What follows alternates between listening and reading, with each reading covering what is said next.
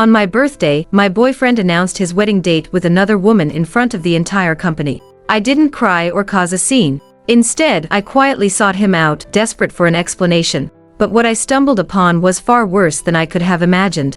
I overheard him talking to one of his friends in the hallway. "Aren't you worried Lenore will be upset about this?" the friend asked cautiously. Daniel sighed, his tone matter of fact. "What choice do I have? If I don't marry Grace, her family will force her to marry some stranger. I can't let that happen." The friend hesitated but pressed on. "But Lenore, she's been with you for years. Doesn't that matter?" Daniel chuckled lightly, a sound that used to comfort me but now felt like a slap to the face. "Lenore's been mine for 8 years. Everyone knows that. What choice does she have but to wait for me?" Each word hit like a dagger to my chest. 8 years. 8 years of love, patience and unwavering support, and this was how he saw me. As someone with no other option. Later, my family arranged for me to meet someone they thought would be a more suitable match. A man from the well-known Cortez family. The day I was to marry this stranger was the same day Daniel married Grace. As Daniel's wedding day approached, he couldn't shake a sense of unease. Something felt wrong. He warned his groomsmen to keep an eye out, worried I might crash the ceremony. One of them hesitated before speaking. "You haven't heard? Lenore's getting married today too, Mom. Does the Cortez family's proposal still stand?" I asked over lunch. My mom froze, her hand trembling slightly as she held her teacup.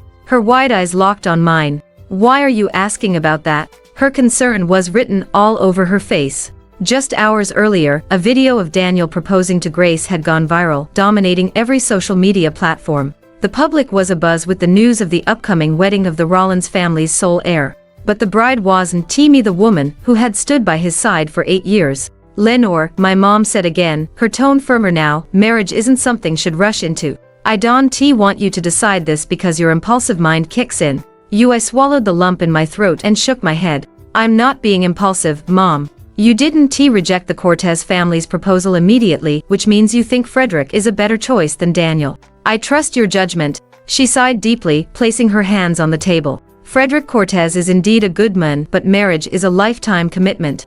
Don't you think you should meet him first? Take some time to get to know him." "I'll skip that part," I said firmly. "You can handle the arrangements. I'll go along with whatever you think is best." We discussed the details over lunch, and afterward, I returned to the small apartment I'd bought for myself. What I didn't expect was to find Daniel there. The sound of the door opening caught his attention. He closed his laptop and looked up at me as if everything were perfectly normal. Busy day at work. "You home late?" I slipped off my shoes, my mind racing. "Why are you here?" "I had a business dinner nearby," he said casually, standing up and walking toward me as he always did. "Thought I'd stop by to check on you." As he got closer, a familiar floral scent hit me, Grace's perfume. Revulsion churned in my stomach. I instinctively took a step back, dodging his outstretched arms, while a sting crept into my eyes and nose. "What's wrong?" he asked lightly, as if unaware of what he'd done. "Nothing," I replied stiffly. "Well, you've seen me, alive and breathing. You can go now." His smile faltered, but he quickly recovered with a soft laugh. "Last week, you were upset because I hadn't been spending more time with you. Now I've cleared my schedule just to be with you, and you won't come near me. Come on, Lenore, don't do this." I squinted as my memory replayed the events of yesterday. Yesterday was my birthday, and I waited all day, from the moment the sun rose until it set, hoping to hear from him. But not a single call or text came. By nightfall, the silence had become unbearable, and I decided to go look for him. Before I could, though, a message popped up on my phone, a video from an unfamiliar number. Curiosity turned into dread as I played it. The video showed Daniel, standing in the center of his office, proposing to Grace Solis in front of their colleagues. The room was filled with cheers and laughter. I couldn't believe my eyes. My mind raced, searching for some explanation, any reason that could make this make sense. Desperation carried me to his company, determined to hear the truth from him directly. But instead of finding answers, I stumbled upon his conversation with his friend. "Lenore's been mine for 8 years. Everyone knows that. What choice does she have but to wait for me?" I had waited. For 8 long years, I'd waited for a man who never truly saw me. Every word I overheard was a dagger, shattering the remnants of the trust one had so stubbornly clung to. It was in that moment I realized what I had become, a fool, holding onto a love that was never mine to begin with. Thinking back to his words, to the laughter in that video, the pain in my chest was overwhelming, leaving me gasping for air. I had been a joke all along too. I looked up at the man in front of me, his gentle features softening under the dim light. My vision blurred as tears welled up in my eyes, threatening to spill over. I didn't understand why, but my chest felt tight, as though the air had been sucked out of the room. The ache was unbearable. When Daniel saw my tears fall, he panicked. He fumbled to wipe them away, his movements clumsy and unpracticed. "Why are you crying? Did someone mess with you? Tell me the name, and I'll take care of them," he said with a mix of urgency and concern. Since childhood, Daniel had been the neighborhood bully. He was undisciplined and mischievous, always getting into trouble, and his mother often chased after him, scolding or even beating him. In contrast, I had always been the frail one. Born prematurely, I grew up under the too constant watchful eyes of my parents. They wouldn't let me play outside with the other kids. I could only sit by the window, watching them run and laugh, longing to join. Every time Daniel saw me sitting by the window while he played chase with the other kids, he'd sneak over, slipping me a handful of treats. He'd pinch my soft cheeks with a mischievous smile and whisper, "When can you come out and play with me?" As I grew older, my health improved, and by middle school, my parents finally relented and let me venture outside. Daniel was overjoyed. He was treating me as though I were made of glass. "Lenore," he'd tell me solemnly, "if anyone dares to mess with you, just tell them my name. They won't dare touch you." I was never from then on, was never alone. Daniel was always by my side, taking me wherever I wanted to go. If anyone so much as too looked at me the wrong way, he'd show up like a storm, ready to shield me. He was my safe haven, my unshakable protector. When we entered college, it felt natural for us to take the next step and become a couple. He grew even more attentive, showering me with a love so sweet and devoted it made me believe in forever. Then Grace entered the picture. She was everything I wasn't: brilliant, beautiful, and confident. She had a way of carrying herself that drew people in. She and Daniel were in the same major, sharing a connection I couldn't understand. At first, Daniel tried to include me, translating their technical jargon so I wouldn't feel left out. But eventually, he grew impatient. "You won't get it anyway," he said one day, brushing me off. "Just go do your own thing." From that moment, their conversations deepened, ranging from class discussions to law to late-night chats online. They became inseparable, their connection undeniable. Meanwhile, the bond between Daniel and me began to strain. We grew more distant and our conversations became increasingly rare, reduced to nothing more than good night and casual greetings. Friends tried to warn me, urging me to keep an eye on their growing closeness, but I waved them off. I told myself that even in a relationship, people deserved privacy. I trusted him, I trusted us. But trust, I learned, could be a cruel teacher. That night, Daniel insisted on staying, claiming he couldn't leave me alone in such a state. His words were smooth, his tone carefully measured, but they rang hollow like lines recited from a poorly rehearsed play. I stood there, studying him. After a long silence, I finally muttered, "Do whatever suits you too." Without waiting for his response, I turned and walked toward my bedroom. His footsteps followed closely behind, but as he tried to step inside, I shut the door firmly in his face and turned the lock. "Lenore," his voice came through the door, soft yet insistent. "I'll be right outside. When you're ready to talk, just come and find me, okay?" There was no anger in his words, no trace of the frustration I expected. That only made it worse. I ignored him, and hot tears rolled down my cheeks, dripping onto the backs of my cold hands. The sharp contrast burned like an unrelenting reminder of the turmoil inside me. I sank onto the edge of the bed, wrapping my arms tightly around myself as if to hold the pieces of me together. "Daniel, I don't want to love you anymore." The thought whispered through my mind like a quiet plea, both freeing and suffocating at the same time. The next morning, I woke up groggy and disoriented, the weight of the previous night still pressing down on me. I rubbed my temples, trying to ease the dull ache spreading across my skull, before dragging myself out of bed. As I stepped into the living room, I caught sight of Daniel hurriedly pulling on his jacket. "Lenore, I have something urgent to deal with," he said, his tone brisk. "I'll come back tonight to pick you up. Let's go out. For dinner, okay?" Before I could respond, he was already halfway out the door. By the time I blinked, he was gone. I let out a slow breath, my eyes drifting to the sofa where he had spent the night. Something glinted on the cushions: his phone. He must have left in such a rush that he forgot it too. Picking it up, I hesitated. I thought about calling him later to return it, but before I could decide, the screen lit up with a notification. Daniel hadn't set a password on his phone, and the message popped up clearly on the screen. What I saw made my stomach churn. My hands tightened around the phone as I stared at the message, my heart pounding in my chest. The message came from someone saved in the phone as "Little Fool Pig." The photo showed Grace sitting in a hospital emergency room, looking disheveled but still smiling at the camera, flashing a peace sign. Her caption read, "Take your time on the way here, drive safely. I'll be waiting for you." That was when I realized. I let out a self-deprecating smile. So that was the reason Daniel out in a haste. I called a local courier service to have his phone sent to his office. Afterward, I went straight to work. Since graduating, I'd been working at the McLaughlin family business. My father wanted to toughen me up, so he made me start at the very bottom as an entry-level employee. Years of hard work and proving myself paid off. I was now the department manager, a position I had earned through my own abilities. As soon as I arrived at the office, my assistant walked up to me, handed me a file. "Good morning, ma'am. Here's a document that needs your approval. All the processes are complete, we just need your signature to finalize it." I took the file and scanned its contents. It was a collaboration with the Rollins Group. Yet, for some reason, I couldn't recall ever hearing about this project.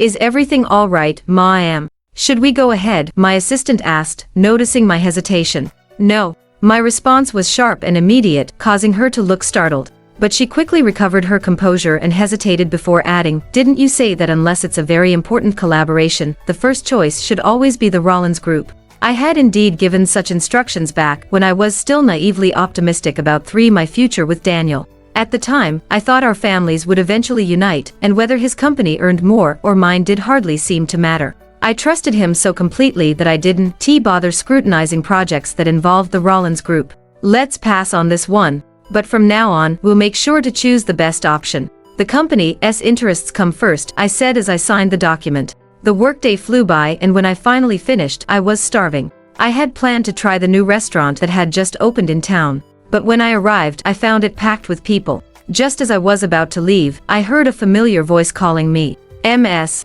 McLaughlin, over here." I turned around to find Grace and Daniel sitting at a table, beaming up at me. "It's so nice to see you. Here for their specials too." Grace leaned forward, her excitement unmasked. Daniel froze for a moment when he saw me, but quickly recovered.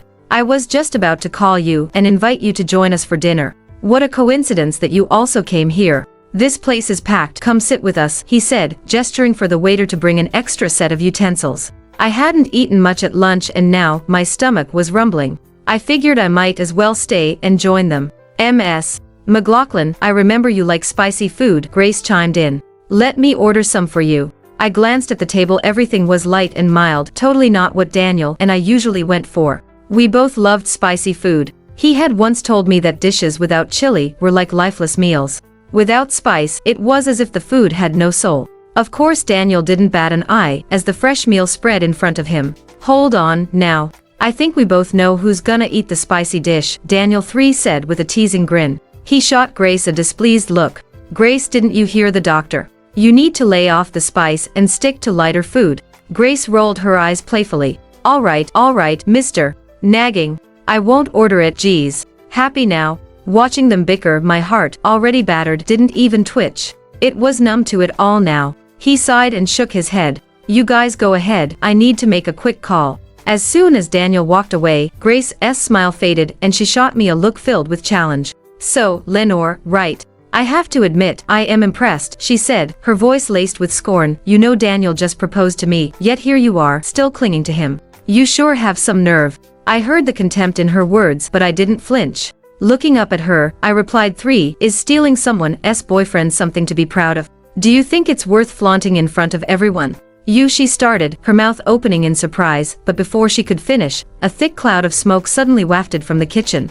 "For fire!" Someone in the restaurant shouted their lungs out. The moment the words rang out, the restaurant descended into chaos. People scrambled to get out, their faces pale with fear as they pushed and shoved, trying to escape the danger. I quickly snapped out of my stupor and stood up, trying to make my way toward the exit. But before I could take a single step, a figure collided into me, hard. Before I could even steady myself, I heard a familiar, frantic voice call out, "Grace, don't worry. I'll get you out of here." Daniel didn't miss a step as he rushed to guide Grace out of the restaurant. His heart raced, flooded with relief, and in a moment of overwhelming emotion, he hugged her tightly.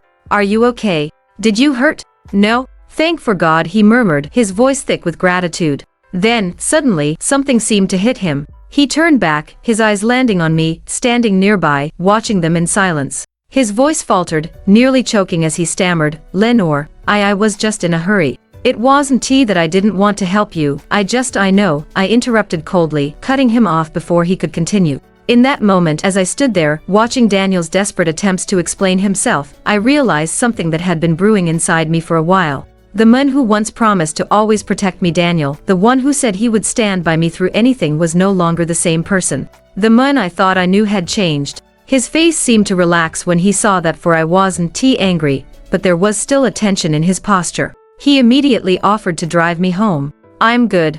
I don't need a lift." She, on the other hand, could use your help, shaking like a leaf. "You better help her first, drive her home." I spoke with a tone of finality, not bothering to look at him again. The following days passed and I didn't contact Daniel. Instead, I focused on preparing everything for my wedding. The designer had sent me a message asking me to come by during lunch to pick up the custom-made wedding dress. It was supposed to be for my engagement to Daniel for that moment when he proposed, but fate had taken a different turn, and that moment, as fate would have it, as soon as I walked into the boutique, Grace followed closely behind me. She saw the gift box in my arms and gave for me a haughty look, turning to the designer. "I want to try on that wedding dress." The designer replied politely, "I'm sorry, miss, but this dress was specifically made for the lady here. It's a custom-made order." Grace sneered. "A custom wedding dress, huh? You reacting like you about to get married." At that moment, it seemed like she realized something and her face twisted with rage. "Wait, are you going to wear that dress and run to crash my wedding?"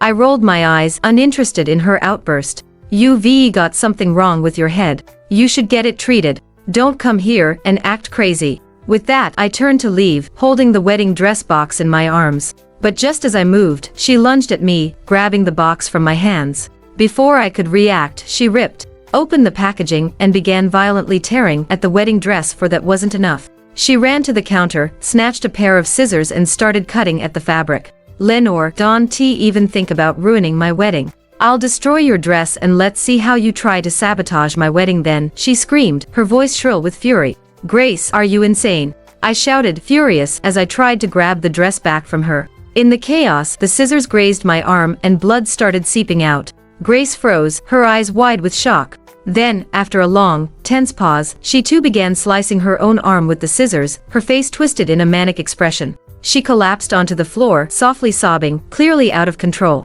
I was stunned, unable to comprehend her erratic behavior. I hadn't even had the chance to speak when Daniel suddenly burst through the door, running towards the scene. His eyes immediately took in the foreseen: the dress shredded, Grace on the floor, and me standing there, bleeding. His face twisted with fury. "Lenore," he roared, his voice filled with anger and disbelief. "What have you done?" His gaze softened as it shifted to Grace, and his expression filled with concern. He rushed to her side, carefully lifting her into his arms. Grace, ever the performer, played weak and coaxed Daniel. "Daniel, don't blame her. It's not her fault. She didn't mean to hurt me. It was an accident." "You think I'm going to believe it was an accident?" Daniel snapped, turning to me with venom in his voice. "If Grace is hurt because of you, Lenore, I swear I'll make you pay for this." 5. As Daniel stormed out of the boutique with Grace in his arms, his steps were firm, decisive. Had he bothered to glance up, he would have noticed the security cameras capturing every moment of their heated encounter. The designer, fidgeting in her place, hesitated before speaking. "Miss McLaughlin, should I step in and explain the situation to him?" I managed a small, grateful smile. "That won't be necessary. It was better to end things this way. Sometimes it's better to leave things unsaid, to let the final threads of connection fray and fall away completely." Time flew by. Before I knew it, the day of my wedding had arrived. It was also the day I met my soon-to-be husband for the first time. 5. Frederick Cortez was 1,000 times more handsome than Daniel. His strikingly refined features carried a certain aloofness, an unapproachable edge. But when his gaze fell on me, there was a softness subtle, yet unmistakable. In that moment, uncertainty feeling about the future crept in, clouding my thoughts. Frederick seemed to pick up on my hesitation. His voice was calm, steady, as he said, "Don't worry, I've learned everything about this. Just do what I do and you'll be fine." With practiced ease, he guided me through the formalities, greeting his family, participating in the tea ceremony. His poise and grace put me at ease. He knew exactly how to handle every situation, never once making me feel uncomfortable. When it came time to get into the wedding car, his attentiveness continued. He made sure everything was in order, ensuring I was settled before stepping in himself. As 5 the car's engine roared to life, the anxiety that had gripped my chest began to ease. Meanwhile, in another wedding car, Daniel couldn't hide his agitation. It was his wedding day, yet there had been no word from me, not a single message, no updates. His phone might as well have been glued to his hand as he scrolled and rechecked his notifications for what felt like the 100th time. Nothing. By the time he arrived at the hotel, the unease in his chest had grown unbearable. He scanned the bustling wedding venue, his mind racing. Turning to his groomsmen, he issued a firm order. Make sure Lenore doesn't show up here to cause trouble. His command was met with a stifled laugh from one of the groomsmen. Relax, Daniel, he said, grinning. Lenore's not coming to crash your 5 wedding, she's busy with her own. She's getting married today, too. Right about now, she's probably in the middle of the ceremony at another hotel. 6 the wedding rituals were exhausting, with one ceremony blending into the next. By the time everything was over, I could barely straighten my back. Noticing my fatigue, Frederick suggested softly, why don't you go freshen up? I blinked at him, feeling a flicker of embarrassment. It was our wedding night, after all. His words were innocent enough, but there was an undertone of intimacy that was hard to ignore. The thought of what might happen later made my face heat up and my ears burned with a crimson glow. My words trailed off awkwardly. Frederick chuckled lightly, removing his suit jacket with practiced ease. He crossed 6 the room, opened the closet, and pulled out an extra blanket. Placing it neatly on the side, he said, don't worry. I'm not going to push you into anything. We remarried now, there's no need to rush. We'll take things one step at a time. True to his word, Frederick didn't try to cross any lines. Though we shared the same bed that night, the extra blanket between us served as a quiet reminder of the space he was willing to give me.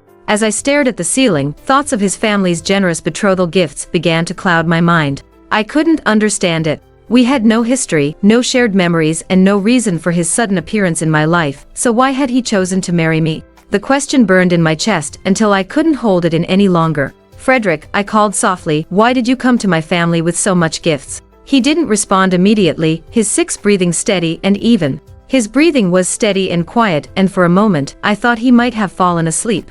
Just as I was about to let the matter drop, his deep voice broke the silence. Because I wanted to marry you. His answer was so straightforward, so unguarded, that it left me speechless. I stared at the ceiling, my mind reeling. Did we know each other before? I asked hesitantly. This time, there was no reply. Before I could process the silence, Frederick rolled over and, through the barrier of the blanket, wrapped his arms around me. If you re not sleepy, he teased, why don't we find something more meaningful to do? And no, I'm sleepy. And very tired. Good night, I squeaked, squeezing my eyes 6 shut. In the darkness, I heard him chuckle a soft, quiet laugh. Meanwhile, at the Rollins household, the chaos was brewing. Look for it. Daniel's voice thundered, his frustration echoing through the room. Find out who Lenore married. Daniel's rage exploded as he slammed his foot into the coffee table, sending it crashing to the ground. His eyes blazed with fury, and his chest heaved with barely contained anger. Grace, dressed in a scarlet silk nightgown, cowered in the corner, trembling.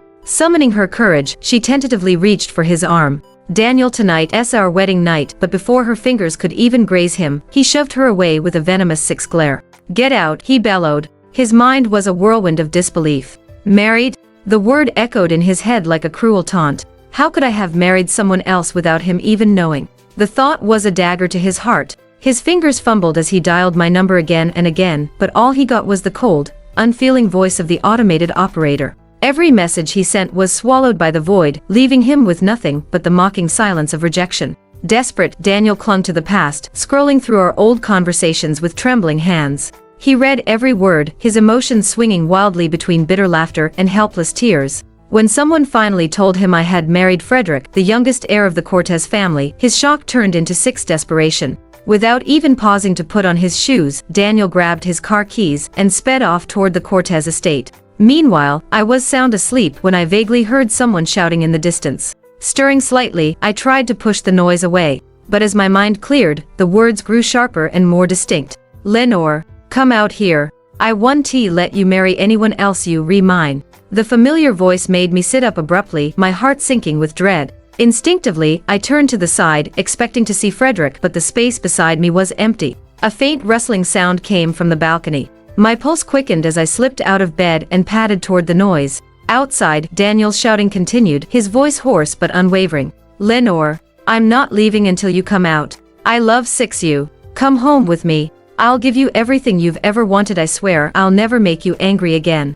The sound of his pleas grated on my nerves, each word clawing at my patience. Stepping onto the balcony, I found Frederick leaning casually against the railing, a cigarette balanced between his fingers. His expression was calm, almost indifferent, as he observed the chaos unfolding below. Noticing my presence, he stubbed out the cigarette and turned to face me. "Did he wake you?" he asked, his voice low and gravelly. I nodded, brushing a strand of hair from my face. "Yeah. It was our wedding night, supposed to be the happiest day of our lives, yet here we were, dealing with a crazy ex-boyfriend causing a scene." Most men would have been livid, but Frederick remained unfazed. I couldn't tell what he was thinking, nor did I know how to navigate the awkward silence between us. Frederick's gaze dropped to my feet, his brows knitting together. "Why aren't you wearing your slippers?" he asked, his tone sharper now. "I was in rush, didn't think to put it on," I mumbled, suddenly feeling embarrassed. Without another word, he bent down and scooped me into his arms. The unexpected motion made me gasp softly, and I instinctively grabbed onto his shoulders. He carried me back to bed, his hold steady and firm, and gently set me down. Then, as if tucking in a child, he pulled the blanket over me and patted it softly. "Go back to sleep. It's still early." But he's still down there, making a scene. What if he wakes the neighbors? "Don't you think we have to do something to—" My words trailed off. I was not sure 61 if he even cared. "I'll have someone take care of it," he said simply. Pulling out his phone, he made a quick call and then climbed back into bed beside me. Not another word he said about the matter. His calmness both reassured and puzzled me. Given that our marriage was more of an arrangement than anything based on love, perhaps it wasn't something worth dwelling on. With that thought, I let my eyelids grow heavy and drifted off once more. When I woke again, the first thing I reached for was my phone. It had powered off overnight, drained of battery. I plugged it in and waited for it to turn back on, yawning as I stretched. The screen lit up and a flood of notifications poured in: missed calls, unread messages, all from Daniel. His name dominated my screen like a bad dream. I couldn't escape. Opening our chat, I skimmed the countless messages without reading them. My fingers hovered over the keyboard before I finally typed a single response: "I'm married now. Please don't contact me again." Almost immediately, his reply came through: "Lenore, stop joking around. I know you upset about me marrying Grace, but I can explain everything. Let's meet at the coffee shop." I didn't bother replying. Instead, I deleted our entire conversation, along with every trace of his contact information. There was no need to hold on to the past. It was time to move forward, once and for all. Just after I finished doing this, Frederick knocked on the bedroom door, his usual calm demeanor intact. His voice was soft, almost soothing. "You might want to get up and get ready. I'm taking you to your parents' place for dinner." Mr. and Mrs. Cortez were the type to value romance and freedom, so after our wedding, they'd hurried off to travel the world, claiming it was to give us space to build our own life together. Tonight, they were hosting us at their house for a family dinner. I quickly freshened up, applying just enough makeup to look presentable, and we drove over together. The house I grew up in was warmly lit, the garden well tended, as always. My mom's face lit up the moment she saw us walk through the door. Her smile grew even broader when she noticed the array of gifts Frederick carried in 7. "You two didn't need to bring all this," she exclaimed, though the sparkle in her eyes betrayed her excitement. "We family now. What are you doing treating us like strangers?" Frederick chuckled lightly, setting the gifts down on the table. "It's nothing, really. I'd feel strange showing up empty-handed." The gifts weren't just thoughtful, they were high-end, the kind that quietly spoke of good taste and attention to detail. My mom practically beamed, and even my dad looked impressed. Dad invited Frederick into his study to discuss business, leaving my mom and me alone in the kitchen. As soon as the study door clicked shut, she leaned in closer, her voice lowering to a conspiratorial whisper. "Daniel caused trouble at your place last night." I blinked in surprise. "How do you know?" "I have a friend who lives near you. She 7 came by this morning to ask what happened." "That reckless man. You live in a high-end neighborhood and everyone knew it was your wedding yesterday. And then he's yelling in front of your house like that. Doesn't he think about what the neighbors will think of you?" The more my mom thought about it, the angrier she got. I could practically see steam coming out of her ears. "What did Frederick say about it?" she asked, her concern clear beneath her frustration. I shrugged. "Nothing. He didn't even bring it up." My mom let out a heavy sigh. "That man is too good for his own sake. Listen, if Frederick ever seems upset about it, you have to calm him down and work it out. Don't let that idiot Daniel ruin things for you." Just as she finished speaking, her phone rang. When she saw who was calling, her 7 face tightened. It was Daniel's mom.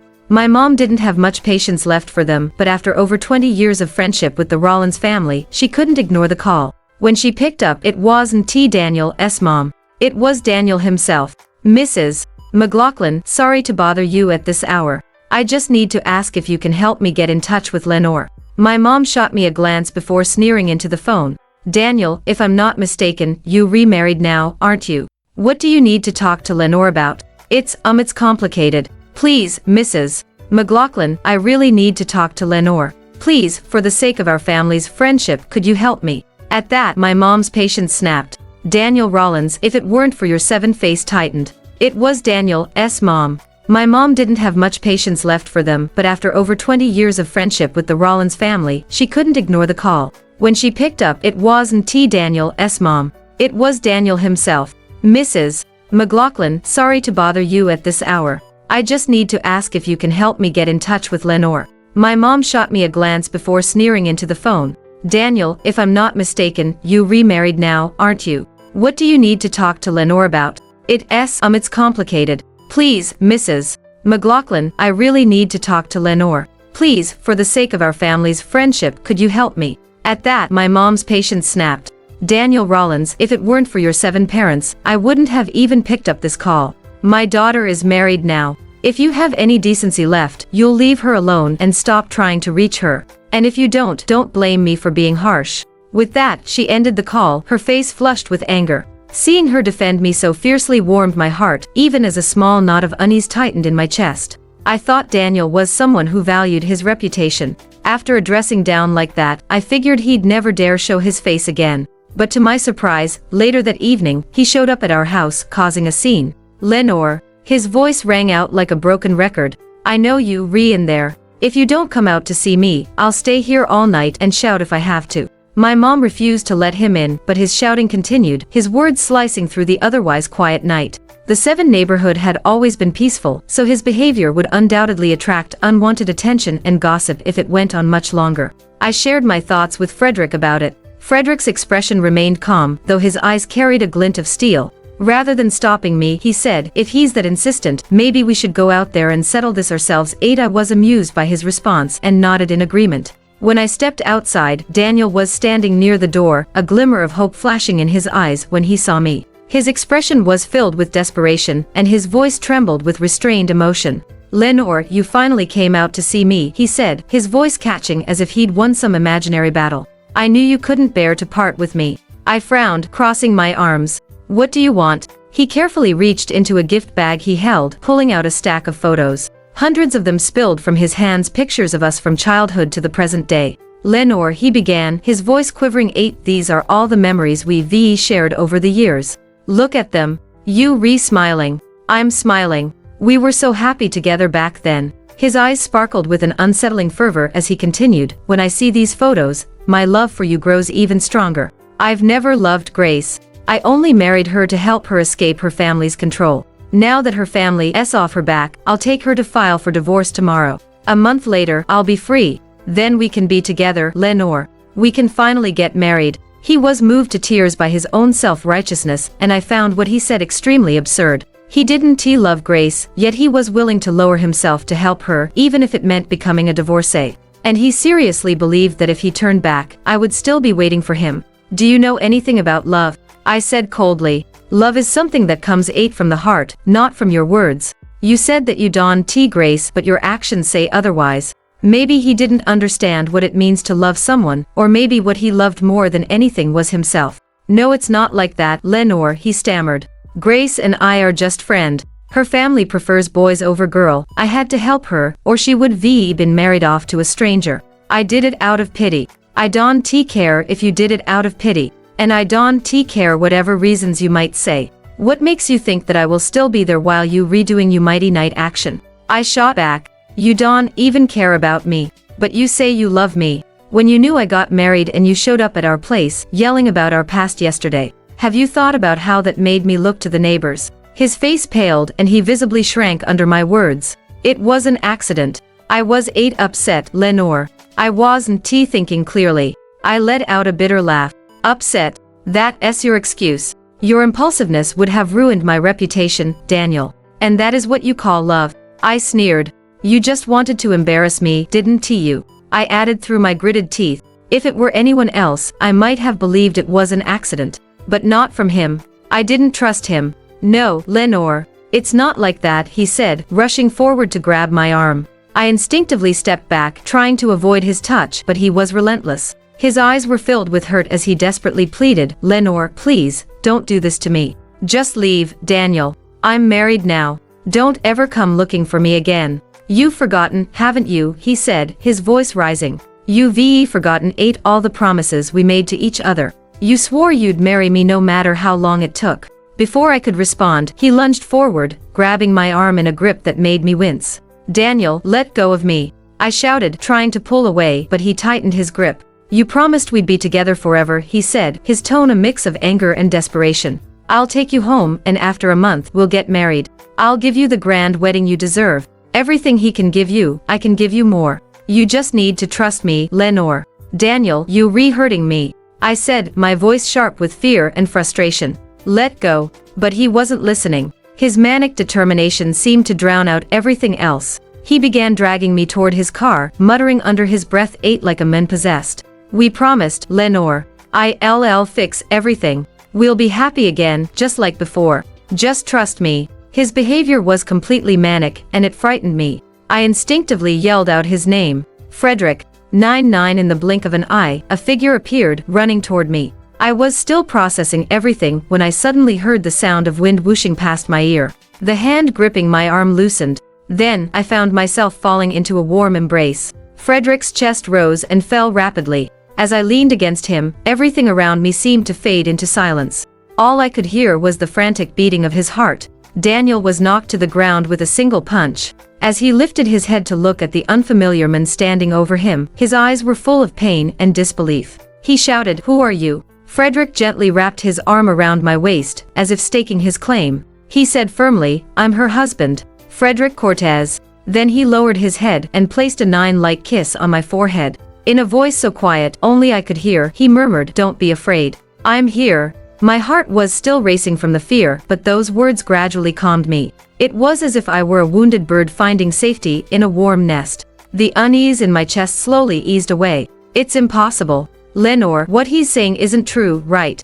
Daniel struggled to get to his feet, his dull eyes full of hurt and disbelief. He couldn't seem to accept that I was already married. I reached for Frederick's hand, showing him our wedding ring. See, I really am married, so stop showing up in front of me and forcing me to go with you, Daniel. To hell with that. We can still be together, Lenore. We love each other, Daniel said, refusing to give up. He charged at me, trying to drag me away. Do you really think he's a good guy? He's just making the most of the situation, Lenore, our 9 situation. Then Frederick's usually calm face turned dark. He gently pushed me away and whispered, Stay back. I don't want you to get hurt. Without thinking, I stepped back a few paces. In the blink of an eye, the two men were already in a violent struggle. Frederick landed a few forceful punches. Daniel, though he usually worked out, clearly wasn't a match for him. Soon, he was left helpless, with no way to fight back. Stop. I said stop, Frederick. He could die. If he dies, you'll be dragged into it. I quickly stopped Frederick before calmly taking out my phone to call an ambulance. At those words, he snorted and released his grip. Fine, but just because you told me to stop. Lenore. Daniel, still lying on the ground, groaned in pain, stretching out his hand as if to grab my ankle. 9. I looked at him with disgust and said, Daniel, can you stop being so pathetic? I couldn't bear to look at him any longer. After telling my parents that the ambulance would arrive soon, I left with Frederick. Back at home, I noticed a bruise on his face. Where's the first aid kit? Those wounds needs to be treated. He retrieved the kit and sat obediently on the couch. Dealing with Daniel's temper was something I'd done countless times before. Whenever he got into fights, he would always come home hoping no one would notice the damage. It was always me who cleaned him up before he went back to his family. Because of this, I was quite experienced with handling minor injuries. But just as I reached for Frederick, a blurry image flashed across my mind. What's wrong? Frederick asked when he noticed I had paused. 9. I suddenly feel like I've seen you somewhere before, I murmured, still unsure. You got your memory back? He asked, a hint of teasing in his voice. I blinked, still feeling confused. He chuckled softly, gently squishing the tip of my finger. You scatterbrain, he teased. I was the one who helped you when you get jumped by those scoundrels. Back then, you were just like you are now, putting medicine on my wounds. I froze. I remembered now. It was in our senior of high school. It was during our senior year of high school, when Daniel had skipped class to play basketball with some guys off campus. Afterward, he had me taking his bag to meet him after school. Year 0. As I walked down a quiet, empty side street, a group of punks jumped and blocked my way. They looked at me, demanding I hand over all the money I had. Terrified, I did as they asked, emptying my pockets. But it wasn't enough. They wanted more. They grabbed me and pulled me deeper into a dark alley.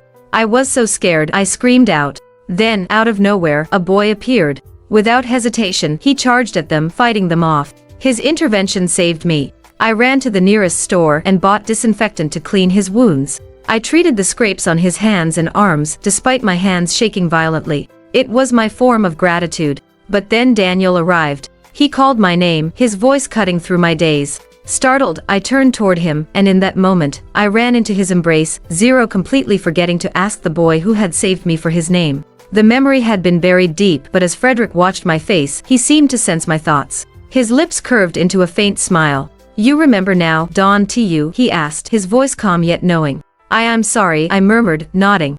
Guilt twisted in my chest. "I forgot about it. You probably think I'm awful shameless and ungrateful for not remembering the person who saved me." The words tasted bitter as I spoke them. In truth, I had always been grateful to the boy who helped me that day. But as the years passed and life carried me through countless other events, his face had faded from my memory. "Hey, don't beat yourself up about it," Frederick said gently. "That was a terrifying experience. It's normal for not to remember it." U0. His warm, broad hand cupped my cheek, his touch grounding me as his gaze held mine. "Besides," he added, his tone softening, "you remember now, don't you? That's all that matters. You re anything but ungrateful." For some reason, my heart began to race, and I couldn't bring myself to meet his eyes. Turning my head away, I hesitated before speaking again. "Was it because of that?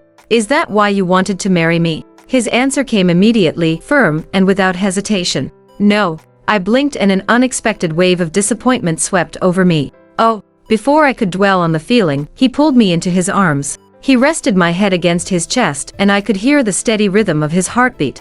"I told you," he murmured, his voice low and soothing. "I married you because I 0 wanted to. When I proposed, I knew there was a chance you'd turn me down. But when you said yes, it was the best surprise of my life." There was a rawness in his voice, and it made my cheeks flush. I had always assumed that someday I'd get married, it didn't really matter who. But hearing him say that made me realize something deeper. Marrying someone who makes your heart skip a beat is the most amazing thing in the world. "Does that mean you like me?" I asked quietly, my cheeks warming as I forced myself to ask the question. "Isn't it obvious?" His lips curled into a teasing smile. "But since you haven't noticed, I'll make sure to prove it more clearly from now on." I couldn't help but laugh, remembering how he'd punched someone this evening, and how he'd spoken to my mom that afternoon. 0. That's when it hit me. I had misjudged him. He wasn't the cold and indifferent man I thought he was. He just knew how to control his emotions. "You must have wanted to hit Daniel so bad," I voiced my curiosity. From the first time I saw him, he didn't hesitate for a second. Frederick's gaze darkened as he pulled me closer, flipping me around so I was facing him. My eyes widened in shock, and then, with a swift motion, he kissed me, just a light touch of his lips, but it ignited something inside me. "Thank God, he's an idiot and he sent you back to me," he said, his voice hushed. His words made my chest tighten, and instinctively, I deepened the kiss, my hands fumbling to unbutton his shirt. But just as the fabric half opened, he pulled back, his hair disheveled, his breathing ragged. 0. "Lenore," he said, his voice low and rough, "are you sure about this?" I didn't answer with words. Instead, I wrapped my arms around him and held him close, letting my actions speak for themselves. That night, as the wind howled and the rain lashed against the windows, something shifted between us.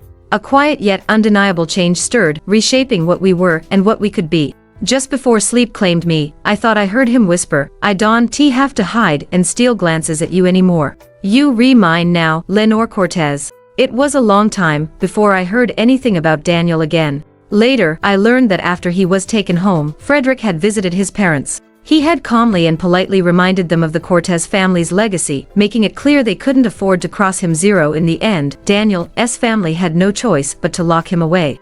Daniel couldn't stop himself from stewing over his misery. The more he thought about it, the more he blamed Grace. If it hadn't been for helping her, he wouldn't have lost me. Unable to bear the resentment building inside, Daniel quietly slipped away from his family's watchful eyes. He sought out Grace, grabbed her by the wrist, and demanded a divorce.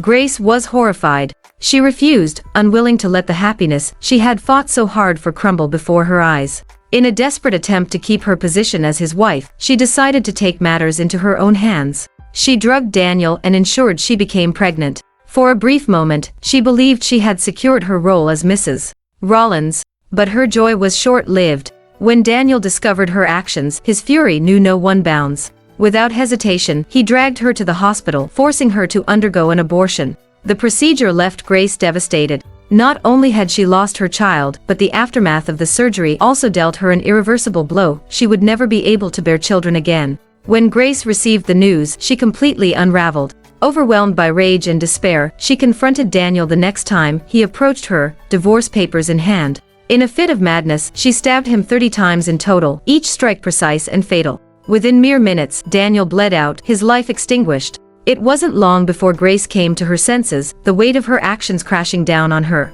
Realizing she had destroyed any chance of redemption, she succumbed to her despair. She climbed to the hospital's rooftop and leaped to her one death. By the time I heard about the tragedy, Frederick and I were already on a plane heading to the Maldives for our honeymoon.